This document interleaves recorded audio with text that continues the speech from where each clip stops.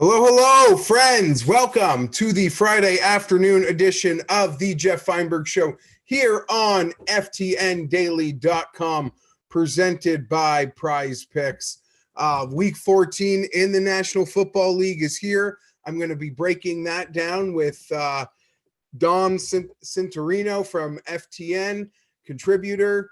I have a strong interest in what's going on in the Tampa Bay, Minnesota game this week. I've seen a lot of varying opinions from a fantasy perspective as how that game will play out. So I figure I'll break that one down with Dom and other things on my mind as it pertains to week 14 in the National Football League. We have golf from all around the world happening right now. We'll keep a live look at that. I actually haven't looked at the QBC shootout leaderboard at all today. I know they probably started at around 9 a.m. So in a few moments time, I'm actually going to, treat myself. It's only 12 teams, 14 teams. Start from the bottom and go up. I'm actually embarrassed how invested I am in that tournament. I'm not like heavily invested, nothing like an actual PGA Tour event, but I made two picks early in the week, and I started to despise one of the picks and really start to like Berger and Stricker. And then I felt like I liked them so much, I had to bet them at double digits. And here I am sticking with three bets for a 12-team event. So we'll call that out. Like, I'm calling myself out. That's pretty embarrassing. My book wouldn't let me cash out the bet I did want to cash out, which was on the Champ Fino team, but we'll see how that's going. I'm going to live look that leaderboard shortly. DP World Tour Championship, got a few horses in and around that. By a few, I guess it was a three-man betting card. Fleetwood, he's there at 6 under, 4 back. Willett is just 1 back of him.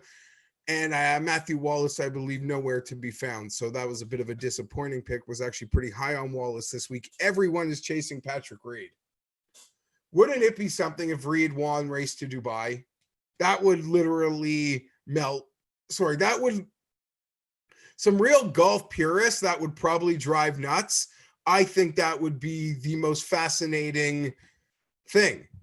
And it would just add to what I believe is great mystique around Patrick Reed and the narrative that he's just such an amazing player and a big game hunter and could tee it up anywhere in the world and just lock him in for next year's Ryder Cup. Lock him in. He's going to get there on points. People debate whether he's a team guy, whether he should be there, whether he'd be a captain's pick. It's not going to matter. He will be on that team in points. We'll talk some golf. We'll talk some football. And at the moment, we'll talk some Prize Picks. PrizePicks.com. Use the promo code FTN. 100% instant match bonus up to $100.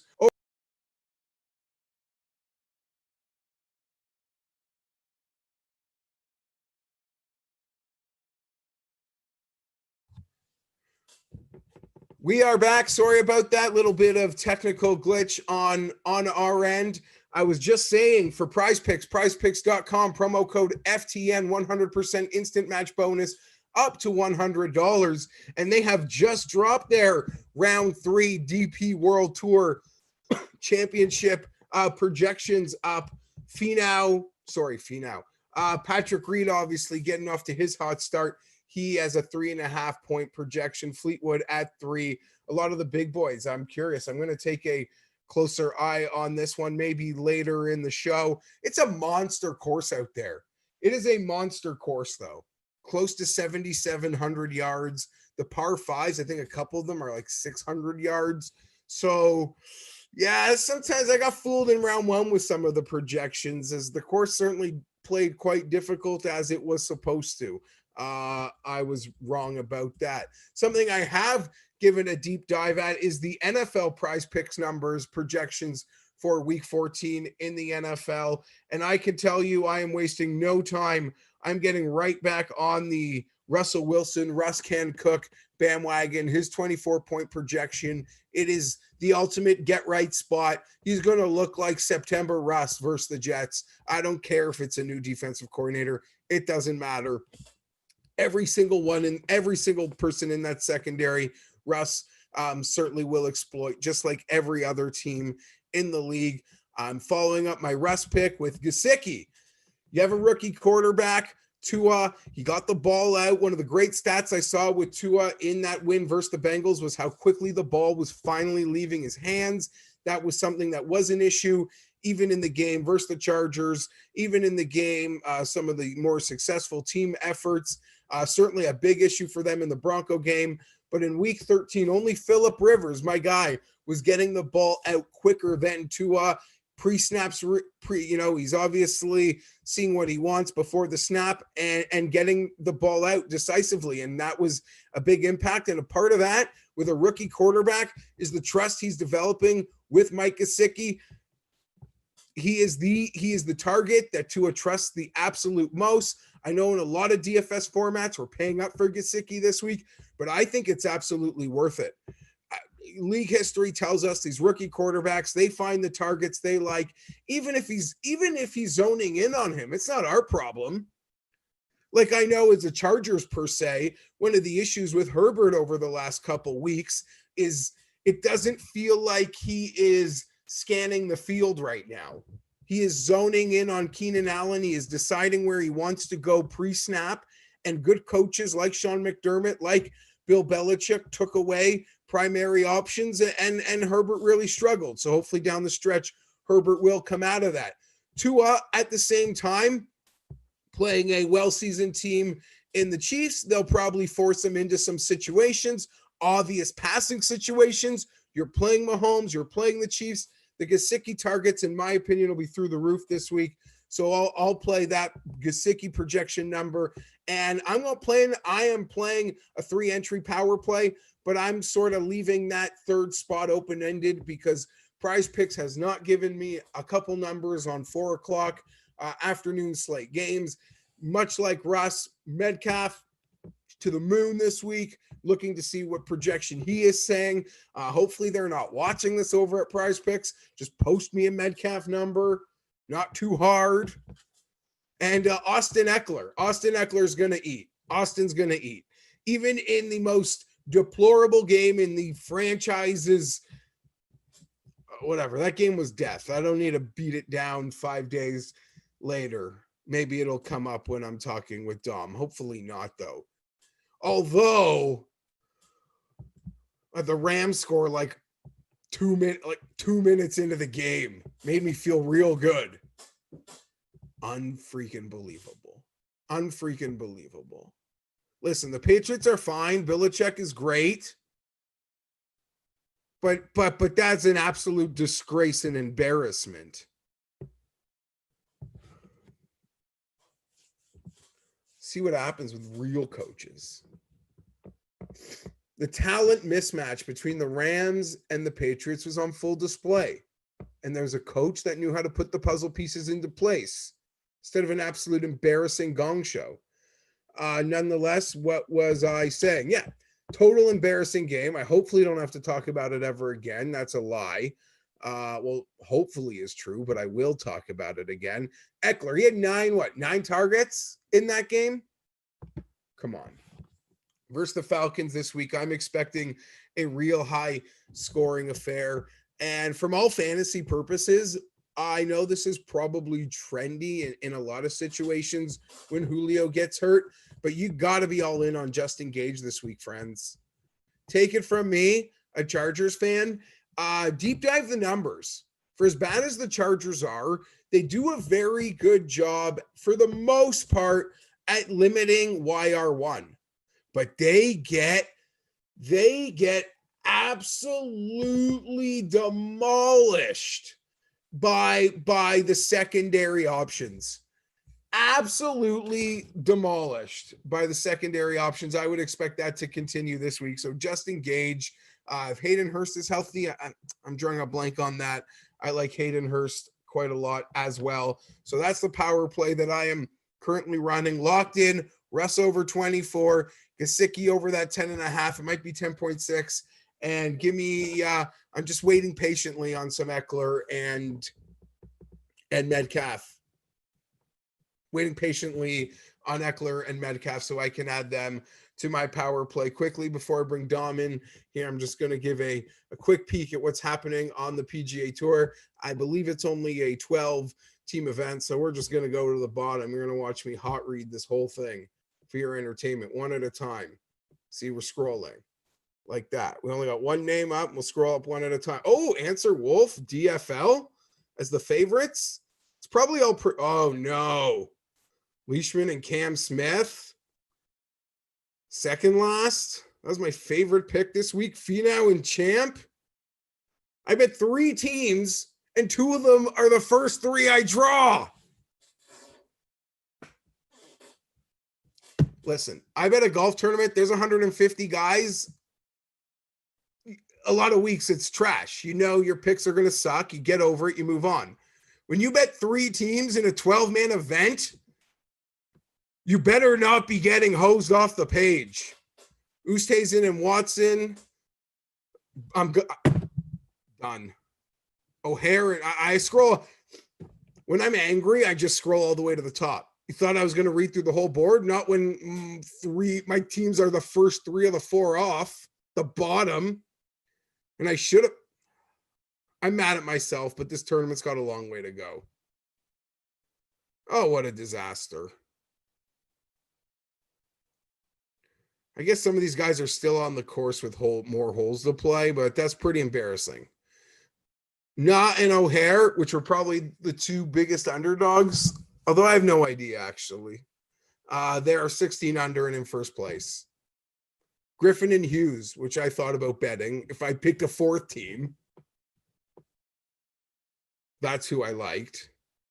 But this will all come down to the Saturday play, in my opinion, because that's the alternate shot. That's where things are going to get quite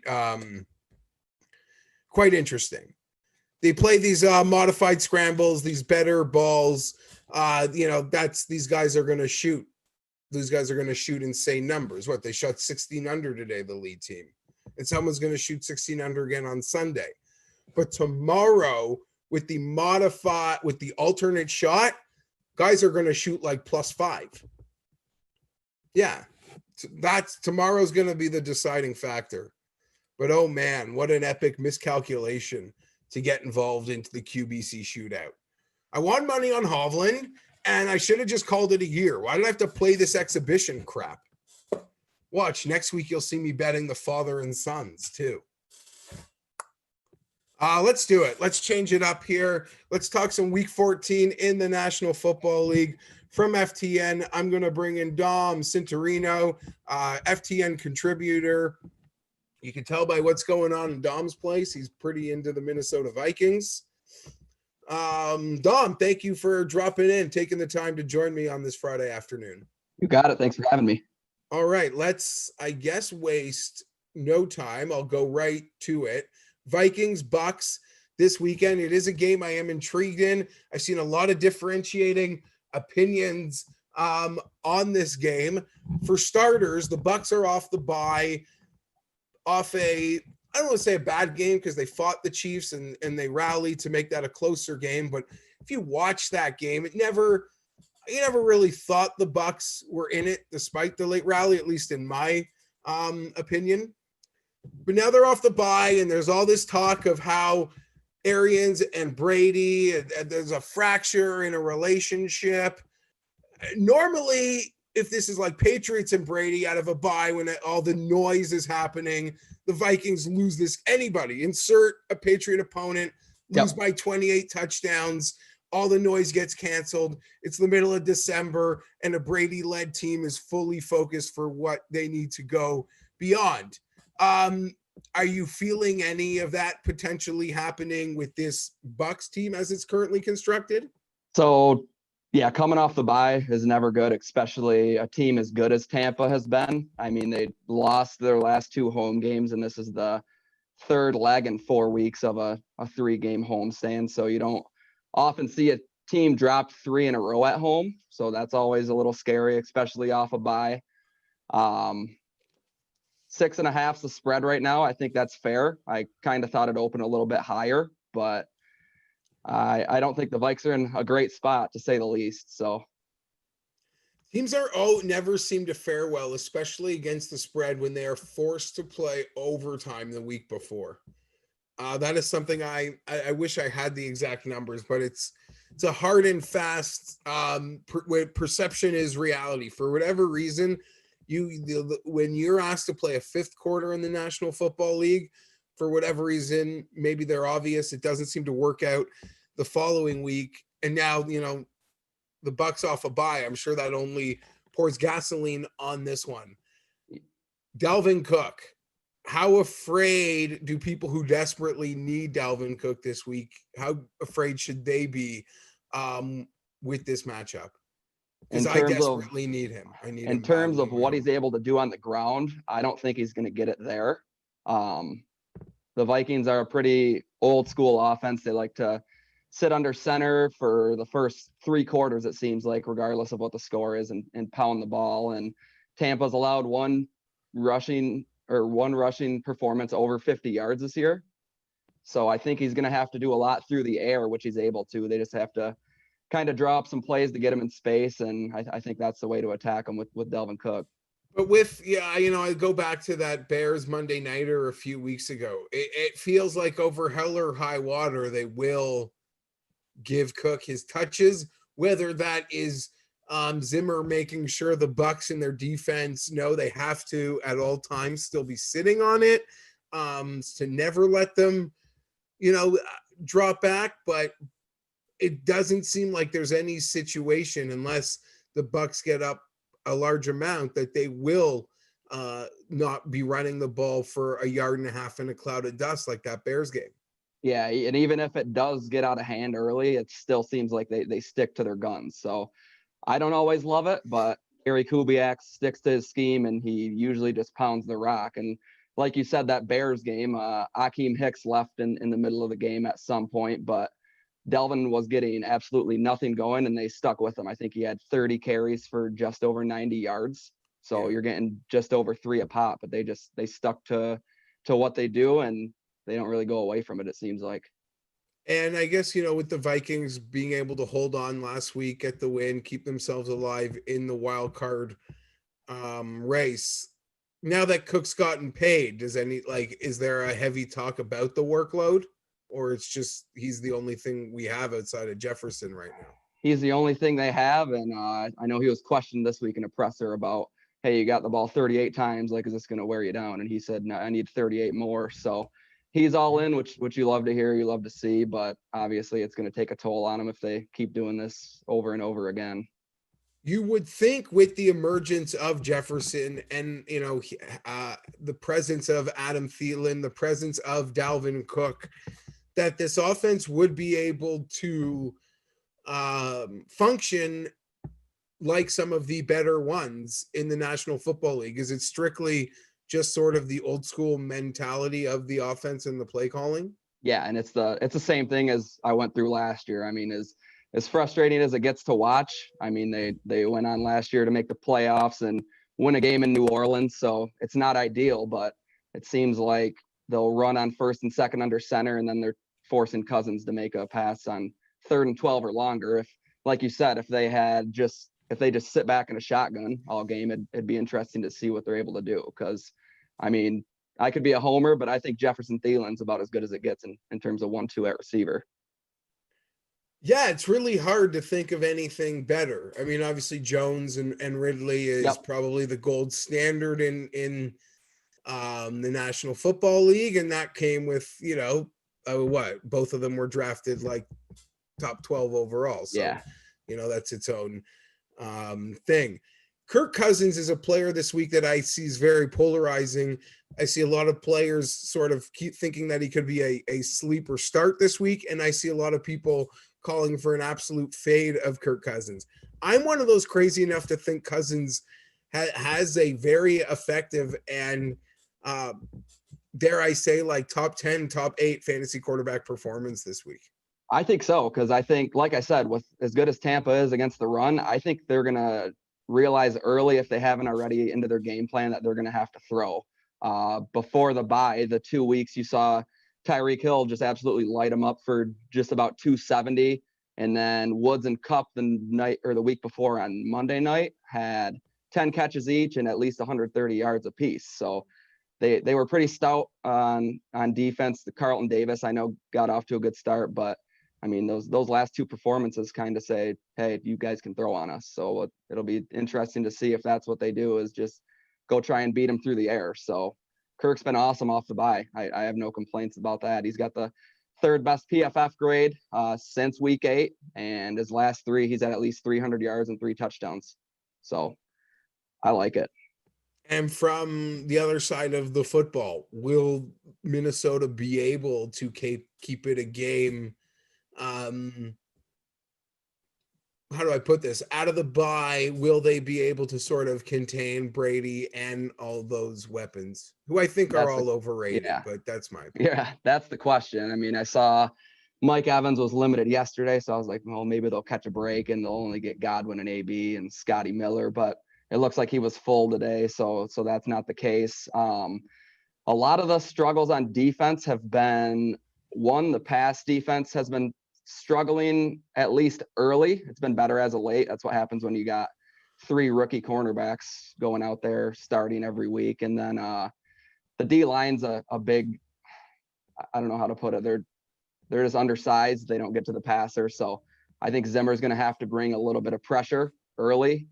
And but one thing, Cam Dantzler, the 3rd round pick out of Mississippi State, he's at a top 3 grade since week 9, returning from injury, and he's looked a lot better, which you see with young corners often. Jeff Gladney, their 1st round pick, the 2nd one after Jefferson. He's been better against the run, but he still's been stout against the pass. So if the rookies can hold up, they should be able to hang in there, but it's not a great defense by any means.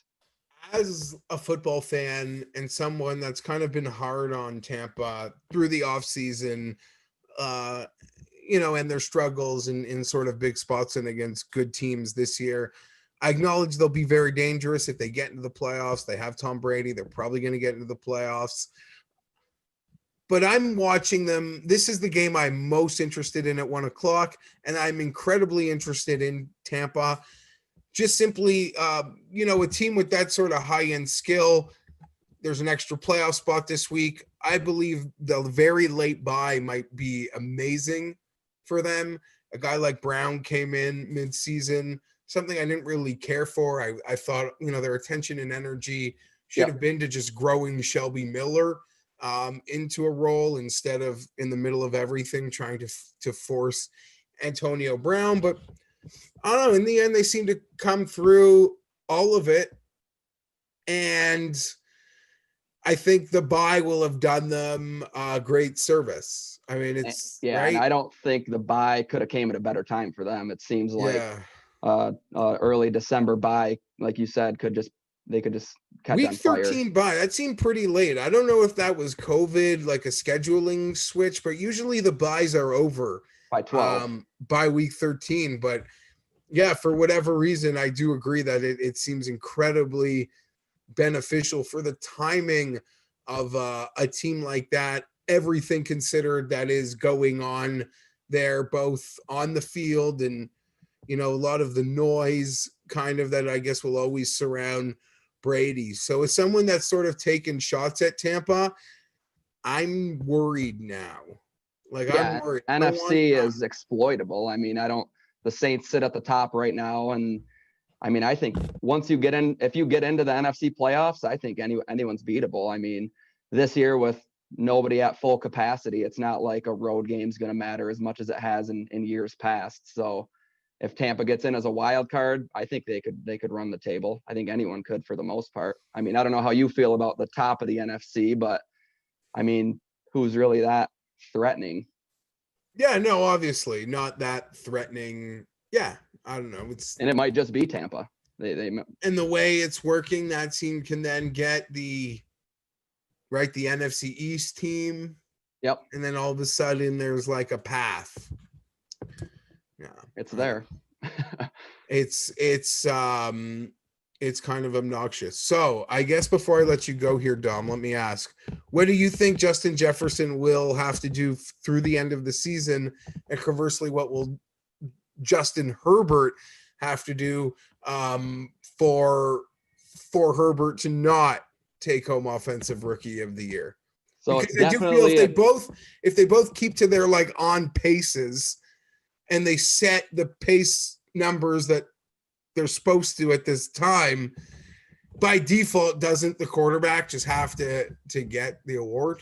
I mean, isn't that just what like football is? You would imagine. I mean, when you think about offensive rookie of the year, if there's any quarterback in the running, they usually take it by storm. So obviously, but I agree. If your resume includes only wins against the Jets and the Jaguars, that's real. That is something that can work against you. I actually, at this point, have decided this entire season, there was no preseason. So I'm sort of now taking the look that this entire season was a 16 game preseason for Justin Herbert. Yeah, and now we'll get started. He didn't get the start early, so he got off. Now we'll get started in the real world next year. But this was just his preseason. This entire season. I hope he can finish the year strong. It's definitely a two-man race between the Justins. So, but if Jefferson continues this pace, I mean, you already saw like through 12 games as a rookie where he stands with everything. If he keeps that up, I think he's got a pretty good case to get it. Yeah, he absolutely does. And I'll be honest, I believed through the entire time that Jefferson was better than Claypool. But I had for quite a run, I was more fearful of Claypool being the guy, just simply because an undefeated team, this isn't the Jags being undefeated. It's like a preeminent franchise in Pittsburgh being undefeated. The guy, he was on a touchdown. Yeah, he was on a touchdown. Got 10 or 11 right now. Yeah, it's like total. The crazy touchdown pace. As I spoke about with Mayo on the pod, when the Steelers were 10-0 or 11-0, they're 10-0, 11-0, but they don't have anyone that's going to get like an MVP vote, right? Which is crazy weird. Even like a top 4 or 5 MVP vote, right? Which is like the history of like usually there's someone from those undefeated teams that, obviously. I mean, if you had to pick one Steeler, it's probably TJ Watt, and I mean. He should be in the lead for defensive player of the year, I would imagine. But going back to Claypool, it seems like looking at snap counts and everything, it doesn't seem like they are willing to get him the ball. Like if they were to use him as much as they could, he could be right in this race as well. It just doesn't seem like they're willing to go to him yet. It's more Deontay Johnson. It's more Juju. I mean, I would get him 2-3 carries a game, let alone the targets. Well, Deontay Johnson, when, now that he's gotten healthy, he's obviously been a focal point. He couldn't stay on the field earlier. He is being, Ben is falling to a liking with him, but Claypool was also getting so much credit. And listen, I'm a huge football fan. I watch it. I'll even, when I care enough, I'll go back and watch some film, but from like a deep understanding, like conceptual, place, I didn't understand it in the sense, and Claypool was getting all this love for allowing Pittsburgh to do what they were doing a couple years ago. Like the media was giving him credit for, because they, the cancerous players that they dealt with like Brown and Bell, and just lining Claypool up allowed them to get back to doing everything that made that team so explosive. So there was just a lot of talking points around Claypool that scared the shit out of me, and I like him a lot. And he's in the case that he's a TikTok superstar too. So and he's Canadian, and we, sort of like our ESPNs. It doesn't matter.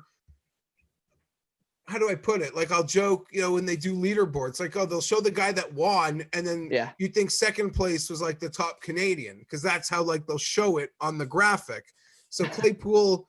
Very much in my face, and I'm going to need him to be outstanding down the stretch because I own him in my home league, so I'd like him to still score those touchdowns. But Jefferson is he's a hero. He's a man. Yeah, and to be brutally honest, on draft night, I just kind of sat there. I mean, I wasn't thrilled. I didn't know if the numbers were juiced up a little bit with the offense he was in. I mean, I liked Mims, I liked Claypool, but he is exceeded my expectations for sure. I I don't know. Isn't that weird how it works? I It mean, is. I wasn't like so thrilled on draft night, but that's because I was listening to outside voices telling me not to be thrilled. Yeah. And I And then mean, the main thing that had me like kind of okay, like I'll be fine is, and I think I literally tweeted it. Like, I think Herbert, the thing that I have the most confidence that Herbert will be good is because you're all telling me he's going to be bad.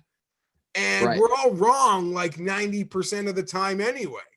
So, especially How it when there's goes. groupthink and there was a lot of um, groupthink with Herbert, but obviously, the scenarios were different. They got the third. And as you were saying, you traded Diggs, and now you're in a position to sort of pick how these guys are going to fall, and you make the pick. Yeah. And it's a lot more polarizing when you have to make the pick and pass guys than it is to just sort of be like, oh, they're all pretty good, and I'll get whoever they don't take. Yeah. And at the end of the day, I mean, these guys put in hours of research. So I jumped off the chair when they picked Laquan Treadwell, and we saw how that turned out. The Yeah, guy's like exactly. 24 years old and he can't even make a 53 man. So I don't You know. had mentioned to me off air that you had taken a peek at some of the prize picks projections this week. Promo code FTN, 100% instant match bonus up to $100. Lay it on me because I could make some multi-sport golf Sunday NFL tickets here. So Gio Bernard at 12.5 jumped off the page. I mean, he's been gross as of late, but he's got Dallas, so probably one of his more favorable matchups. They've given up the 8th most fantasy points to running backs. The whole Ravens running back room, which is like 20 guys combined for 200 yards on the ground.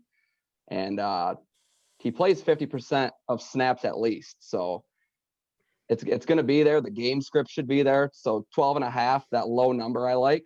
I mean, if he gets in the end zone, they've given up 5 TDs in the last 3 games on the ground. A lot has to do with Antonio Gibson, obviously, on Thanksgiving, but the matchup's there, and Yeah. 12.5 he doesn't have to do a whole lot. I like that. Makes as you're talking me through it, it makes quite a bit of sense. I watch quite a bit of Bengals, and they'll keep pounding at the goal line. Yeah, and then another one, Robbie Anderson. I know Curtis Samuel just got activated, so I mean that doesn't exactly help, but it doesn't hurt him either. DJ Moore is kind of the snap king over there. Anderson hasn't played 90% or more all season, and DJ Moore's done that 8 times in their 12 games. So I would imagine Robbie's going to be out there for 90 to 95% of the snaps regardless, because outside of him and Samuel, I'm not sure who they even have to run out there. Yeah, that's actually frustrating. That more what? It's still the ankle injury there For who? for Moore, Oh, he's COVID. or is Yeah, really annoying. I know. Yeah, he's COVID, and then Curtis Samuel had like a 5-day little stint or whatever, and he's Yeah, off of it. So. I thought Moore. Well, selfishly, I was hoping Moore would be off by now. I guess. What do you make of the 2 Houston receivers, or let alone the Houston offense this week in Chicago? I think they're in a good spot. I think Watson's going to stay on the tear that he's on. Cooks is full, right? Cooks should be full now. Yeah. He was a little banged up. So Kiki QT, obviously in a great spot. They're both getting the lion's share of the snaps. So the Bears haven't been all that great. I think it should be a favorable game script for both of them. Don't tell me what I want to hear. Who would you start, Watson or Herbert? I think you got to go Watson. Yeah. Yeah, I think he's a tough bench. I think Herbert bounces back. I mean, after last week, it's hard not to. But it'd be hard to sit Watson, especially in the playoffs here. I got a week before. I got a week. I don't know. They're close. They're like they piggyback each other in a lot of rankings. I'm looking at. We're like, is the game in? It's in Chicago. So yes. Yeah, it's been cold. And that field's not always great either. It seems like guys are slipping. Sort of like that's. I don't know. Atlanta's like a nice little get right. Yeah. spot. But Watson, you get out of the rushing upside. So there's some outside noise about the Bears passing Watson on draft day.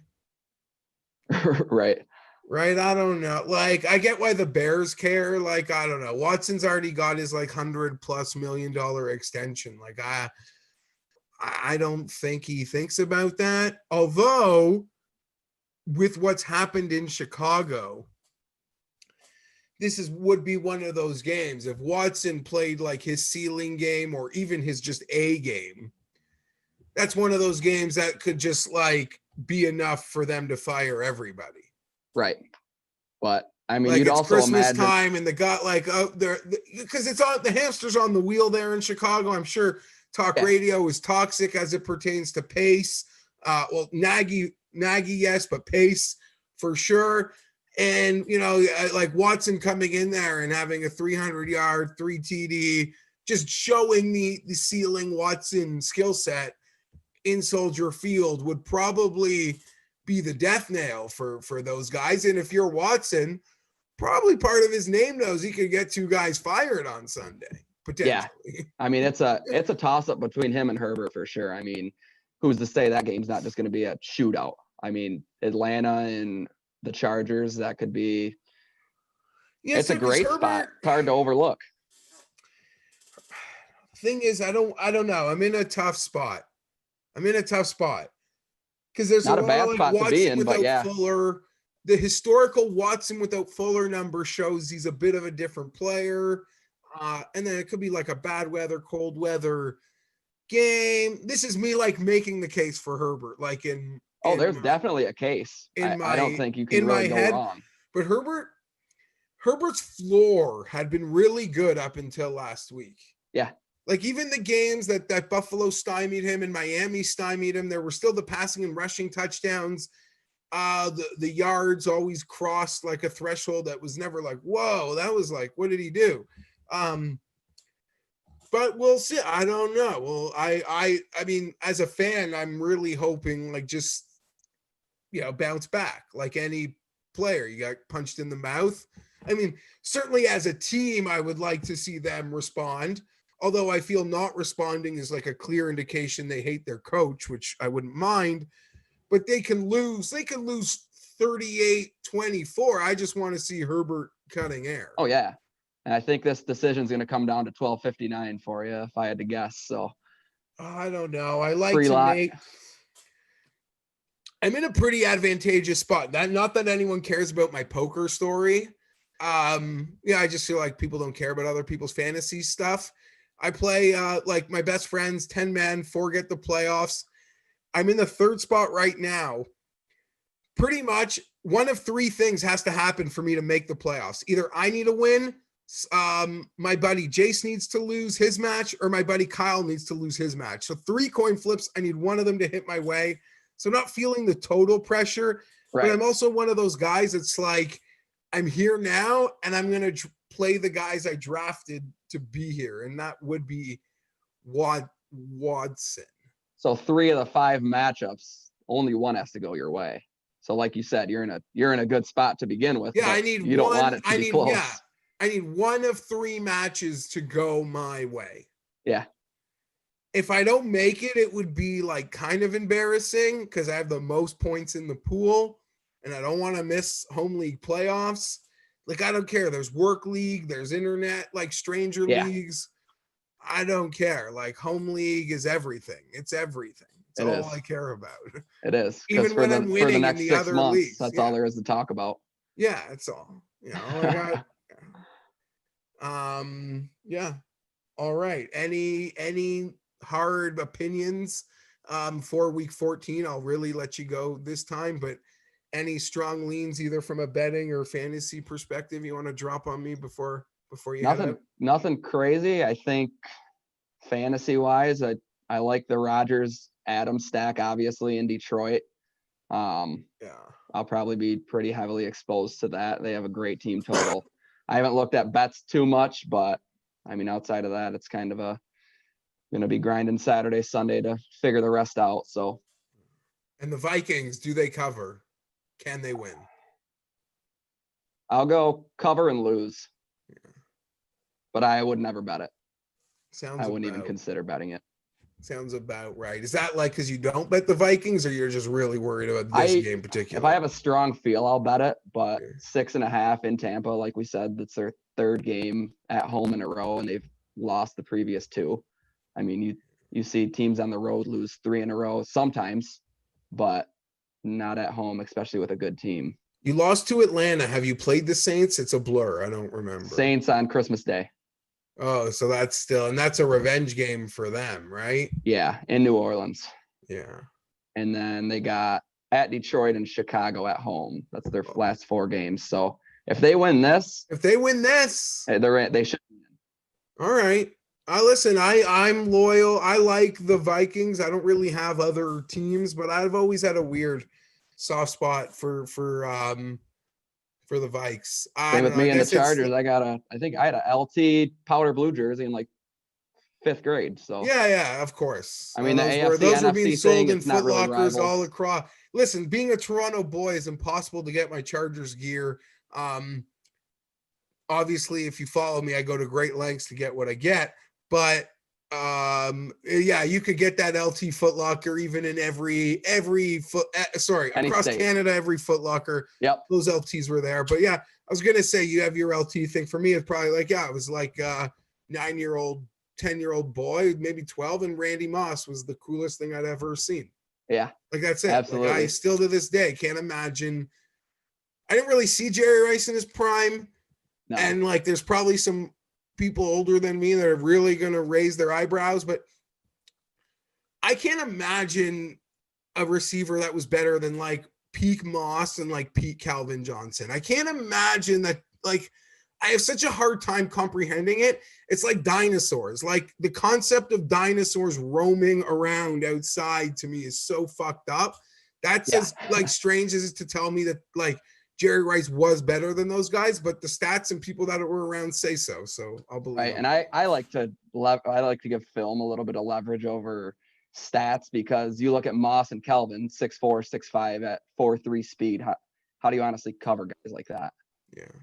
And as scary as it is to say, that's kind of the tier Claypool's in. I don't know if that's a lot to ask for, but being that big and that fast, it doesn't come around very often. Metcalf, that's right? Sure. That's why Metcalf and AJ Brown, they're sort of saying, okay. Yeah. Awesome. Dom, thanks so much for taking the time. You got it. To join me on this Friday afternoon. Hopefully, I guess all your fantasy leans this week come through. Give everyone a shout out where they can find you. They can find me on Twitter at DomCinto_11. Do fantasy golf and fantasy football-ish for ftndaily.com. You can find me there, and I tweet a lot of Vikings stuff. So if you don't want to see Vikings, probably don't follow me either. Well, there it is. There it is. All right, Dom, thank you. Enjoy the week. Good luck against Tampa. I'm intrigued, as I mentioned a few times. I probably said I'm intrigued about that game at least a half dozen times, but it really is. And even looking at the balanced schedule, that is the game that I think is the most interesting game on the 1 p.m. slate. Yeah, I think they got Buck and Aikman too. So it's all eyes are going to be on Kirk and Tom. So yeah, I consider it. Game. Really? I don't know. No, I'm leaning Minnesota with the points. All right. That's it. Okay, Dom, thank you for dropping by. I guess I will do a quick update of how poorly QBC shootout is going for me. Leishman and Smith are in the just embarrassing. I made 3 picks and they're all in a 12-man field and they're all like 8th place or worse. I didn't even want. Oh no, that's a lie. Berger and Stricker coming on strong, coming home. I guess they just Eagle. All right, there it is. I really regret not walking away. I could have walked away. We end the season with a Victor Hovland win, and now there's just some exhibition, and the European tour's playing overseas. But as I'm looking at ladies' scores right now, and I don't see what I need to see from those.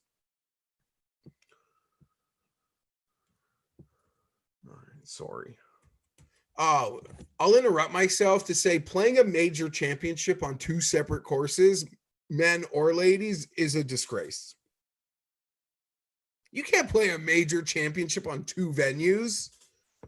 I think that's wrong, and whatever. Tell people they can't play. Figure something out. I don't know.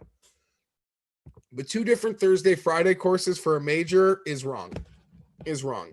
Nonetheless, Stricker and Berger, they're 12 under par, 4 shots off the lead. Better Ball is going to decide everything in that tournament. And in the European side, Reed is at 10 under, being chased by Fitzpatrick, Hatton, Fleetwood.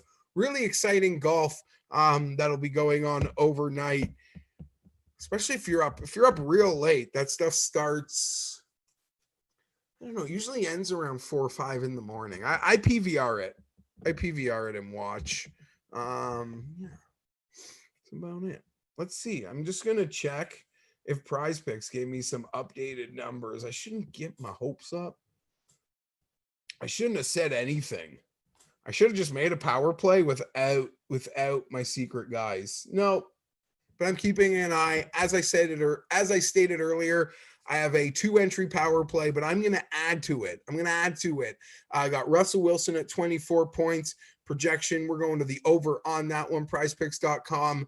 Gesicki at 10.6, I believe, or maybe it was 10.5. Either way, I think Tua is going to feed him again. He's going to be a target monster. Tua trusts him, and he can bail Tua out. This is exactly what happens with the rookie quarterback.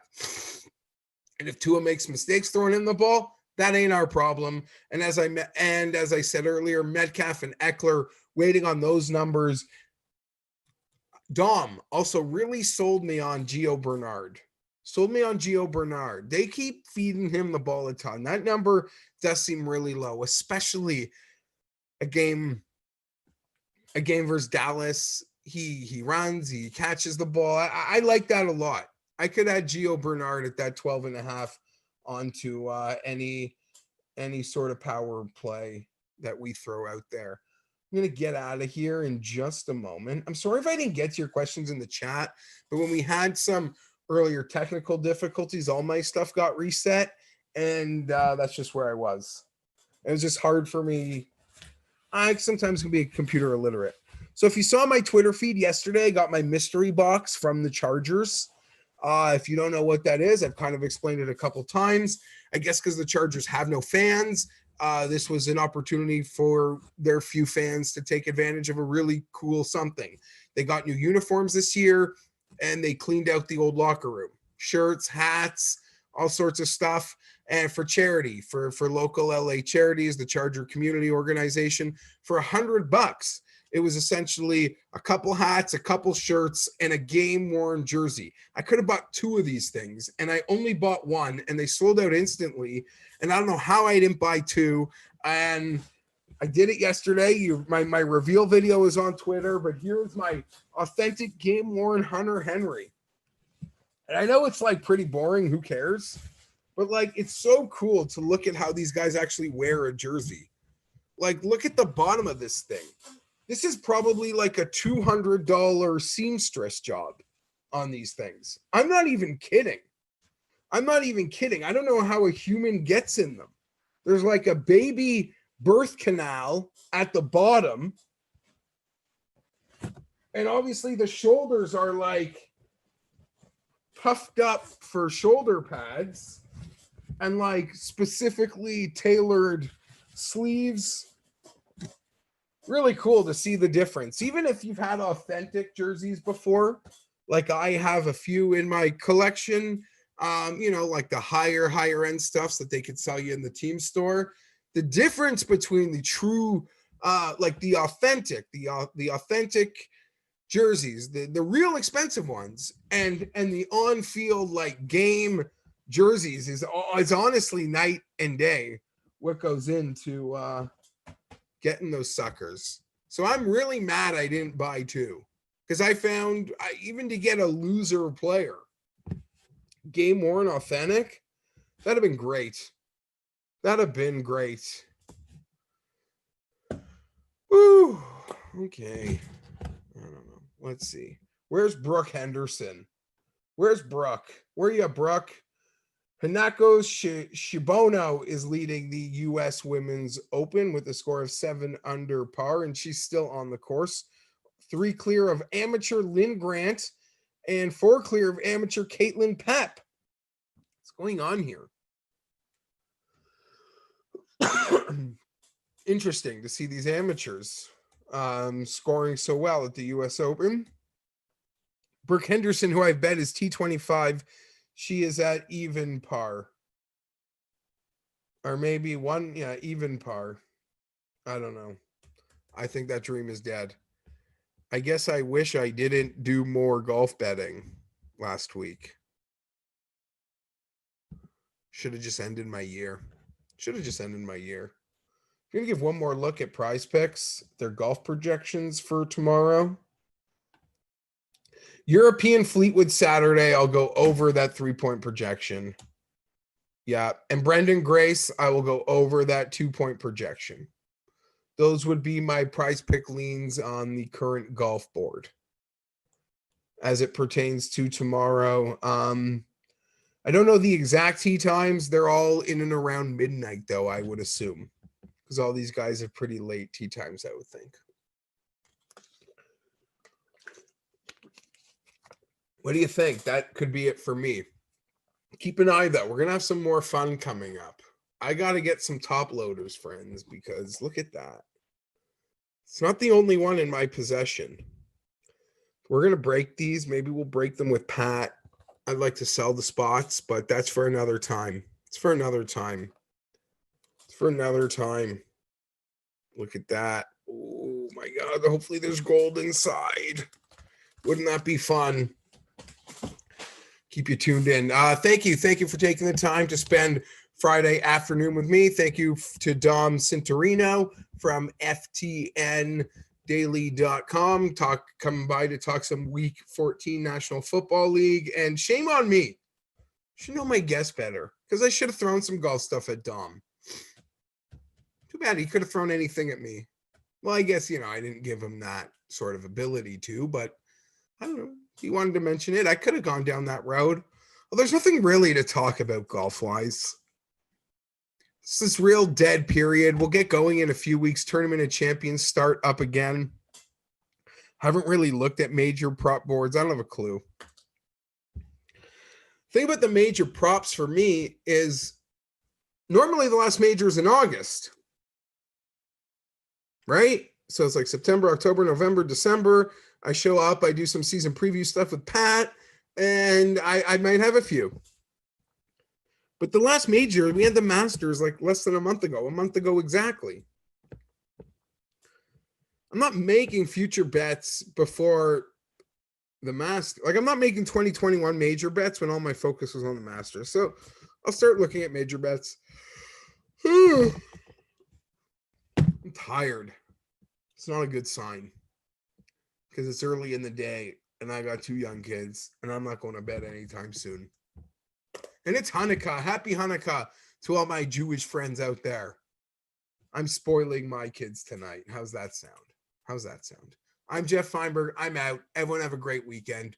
I'll be back next Wednesday. And remember what I told you what I told you a couple days ago on Wednesday.